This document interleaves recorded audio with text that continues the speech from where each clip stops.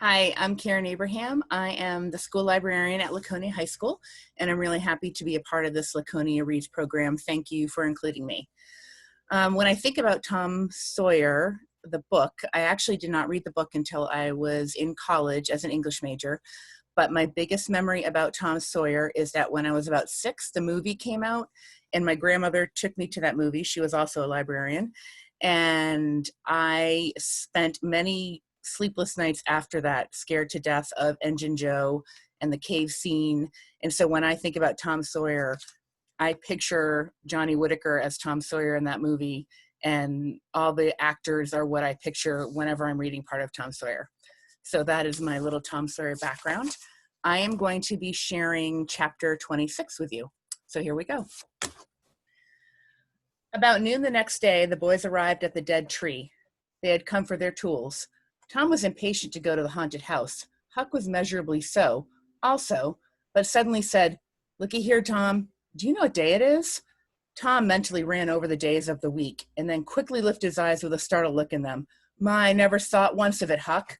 "Well, I didn't either, but all at once it popped onto me that it was Friday." "Blame it, a body can't be too careful, Huck. We might have gotten an awful scrape tackling such a thing on a Friday." "Might, better say we would. There's some lucky days maybe, but Friday ain't. Any fool knows that. I don't reckon you was the first one that found that out, Huck." "Well, I never said I was, did I? And Friday ain't all either. I had a rotten bad dream last night, dreamt about rats." "No, sure sign of trouble. Did they fight?" "Nope." "Well, that's good, Huck. When they don't fight, it's only a sign that there's trouble around, you know. All we got to do is look mighty sharp and keep out of it. We'll drop this thing for today and play.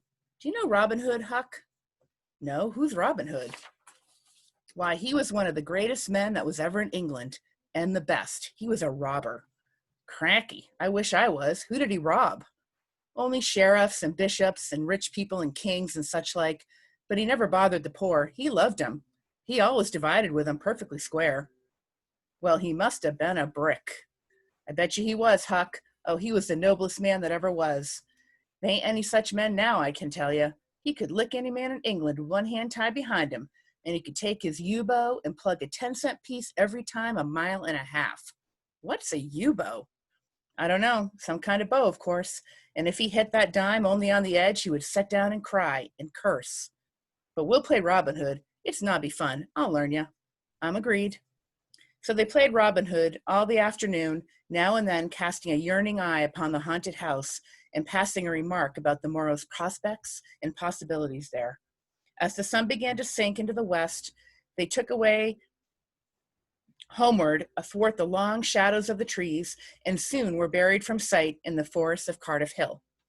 On Saturday, shortly before noon, the boys were at the dead tree again. They had a smoke and a chat in the shade and then dug a little in their last hole, not with great hope, but merely because Tom said there were so many cases where people had given up a treasure after getting down within 6 inches of it, and then somebody else had come along and turned it up with a single thrust of the shovel. The thing failed this time, however, so the boys shouldered their tools, went away feeling that they had not trifled with fortune, but had fulfilled the requirements that belong to the business of treasure hunting. When they reached the haunted house, there was something so weird and grisly about the dead silence that reigned there under the baking sun, and something so depressing about the loneliness and desolation of the place that they were afraid for a moment to venture in. Then they crept to the door and took a trembling peek. They saw a weed-grown, floorless room, unplastered, an ancient fireplace, vacant windows, a ruinous, unplastered, and ancient, and here and there and everywhere hung ragged and abandoned cobwebs.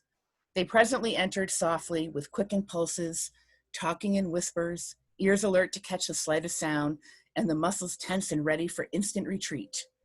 In a little while, familiarity modified their fears, and they gave the place a critical and interested examination, rather admiring their own boldness and wondering at it too. Next, they wanted to look upstairs. This was something like cutting off retreat, but they got to daring each other, and of course there could be only one result. They threw their tools in the corner and made the ascent. Up there, the same signs of decay, in one corner, they found a closet that promised mystery. But the promise was a fraud. There was nothing in it. Their courage was up now and well in hand. They were about to go down and begin work when, shh, said Tom. What is it? Whispered Huck, blanching with fright. Shh, there, hear it? Yes, oh my, let's run. Keep still, don't you budge. They're coming right toward the door. The boys stretched themselves upon the floor with their eyes to the knotholes in the planking and lay waiting in a misery of fear. They stopped. No, coming. Here they are. Don't whisper another word, Huck. My goodness, I wish I was out of this. 2 men entered. Each boy said to himself, there's the old deaf and dumb Spaniard that's been about town once or twice lately. Never saw t'other man before. T'other was a ragged, unkempt creature with nothing very pleasant in his face. The Spaniard was wrapped in a serape. He had bushy white whiskers, long white hair flowed from under his sombrero, and he wore green goggles. When they came in, T'other was talking in a low voice. They sat down on the ground, facing the door, with their backs to the wall, and the speaker continued his remarks. His manner became less guarded, and his words more distinct as he proceeded. No, said he, I've thought it all over, and I don't like it. It's dangerous. Dangerous, grunted the deaf-dumb Spaniard, to the vast surprise of the boys. Milksop. The voice made the boys gasp and quake. It was Engine Joe's. There was a silence for some time. Then Joe said, what's any more dangerous than that job up yonder? But nothing's come of it. Vast different. Away up the river so, and not another house about. 'Twon't ever be known that we tried anyway, as long as we didn't succeed. Well, that's more dangerous than coming here in the daytime. Anybody would suspicion us that saw us. I know that, but there weren't any other places handy after that fool of a job. I want to quit this shanty. I wanted to yesterday, only it weren't any use trying to stir out of here with those infernal boys playing over the hill right in full view. Those infernal boys quaked again under the inspiration of this remark, and thought how lucky it was that they had remembered it was Friday and concluded to wait a day. They wished in their hearts they had waited a year. The 2 men got out some food and made a luncheon. After a long and thoughtful silence, Injun Joe said, look here, lad, you go back up the river where you belong.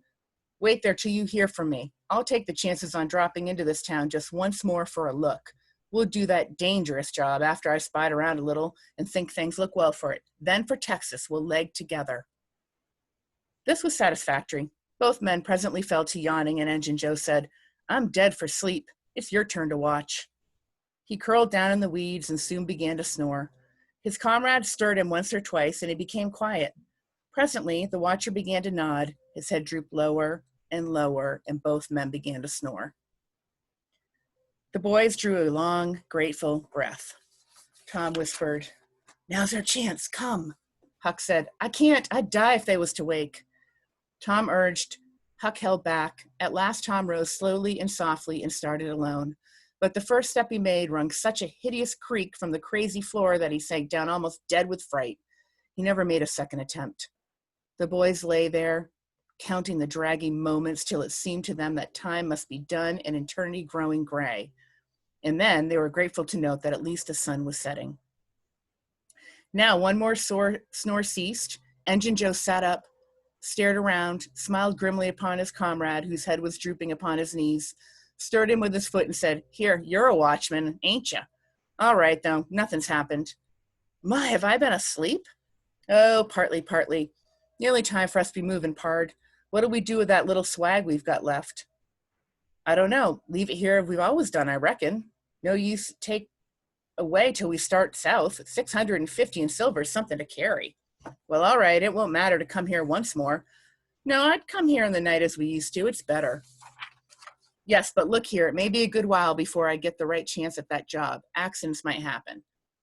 Tain't in such a very good place. We'll just regularly bury it and bury it deep. Good idea, said the comrade, who walked across the room, knelt down, raised one of the rearwood hearthstones, and took out a bag that jingled pleasantly.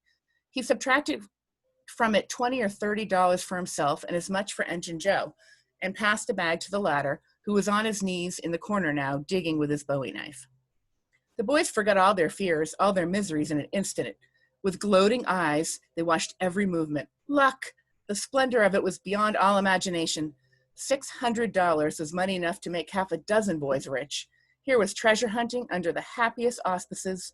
There would not be any bothersome uncertainty as to where to dig. They nudged each other every moment, eloquent nudges, and easily understood, for they simply meant, oh, but ain't you glad now we're here? Joe's knife struck upon something. Hello, he said. What is it? Said his comrade. Half-rotten plank? No, It's a box, I believe. Here, bare hand and we'll see what it's here for. Never mind, I broke a hole. He reached his hand in and drew it out. Man, it's money. The two men examined the handful of coins. They were gold. The boys above were as excited as themselves and delighted. Joe's comrade said, "We'll make quick work of this. There's a rusty old pick over amongst the weeds in the corner, the other side of the fireplace. I saw it a minute ago." He ran and brought the boys' pick and shovel. Engine Joe took the pick, looked it over critically, shook his head, muttered something to himself, and then began to use it. The box was soon unearthed. It was not very large. It was iron-bound and had been very strong before the slow years had injured it.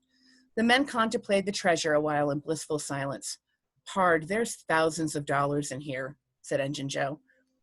"'Twas always said that Murrell's gang used to be around here for one summer," the stranger observed. "I know it," said Engine Joe, "and this looks like it, I should say." "Now you don't need to do that job." The half-breed frowned. Said he, "You don't know me. Least you don't know all about that thing. 'Tain't robbery altogether. It's revenge," and a wicked light flamed in his eyes. "I'll need your help in it. When it's finished, then Texas. Go home to your Nance and your kids and stand by till you hear from me." "Well, if you say so, what'll we do with this? Bury it again?" "Yes," ravishing delight overheard. "No," by the great sachem, "no." Profound distress overheard. "I'd nearly forgot. That pick had fresh earth on it." The boys were sick with terror in the moment. "What business has a pick and shovel here? What business with fresh earth on them? Who brought them here, and where have they gone? Have you heard anybody? Seen anybody?" "What? Bury it again and leave them to come and see the ground disturbed?" Not exactly. Not exactly. We'll take it to my den." "Why, of course. Might have thought of that before. You mean number 1? No, number 2 under the cross. The other place is bad, too common." "All right, it's nearly dark enough to start." Engine Joe got up and went about from window to window, cautiously peeping out. Presently he said, "Who could have brought these tools here? Do you reckon they can be upstairs?" The boy's breath forsook him. Engine Joe put his hand on his knife, halted a moment, undecided, and then turned toward the stairway. The boys thought of the closet, but their strength was gone. The steps came creaking up the stairs. The intolerable distress of the situation woke the stricken resolution of the lads. They were about to spring for the closet when there was a crash of rotten timbers, and Engine Joe laid it on the ground amid the debris of the ruined stairway. He gathered himself up cursing, and his comrade said, "Now what's the use of all that? If it's anybody, and they're up there, let them stay there. Who cares? If they want to jump down now and get in trouble, who objects? It'll be dark in 15 minutes, and then let them follow us if they want to. I'm willing. In my opinion, whoever hove those things in here caught a sight of us and took us for ghosts or devils or something. I'll bet they're running yet."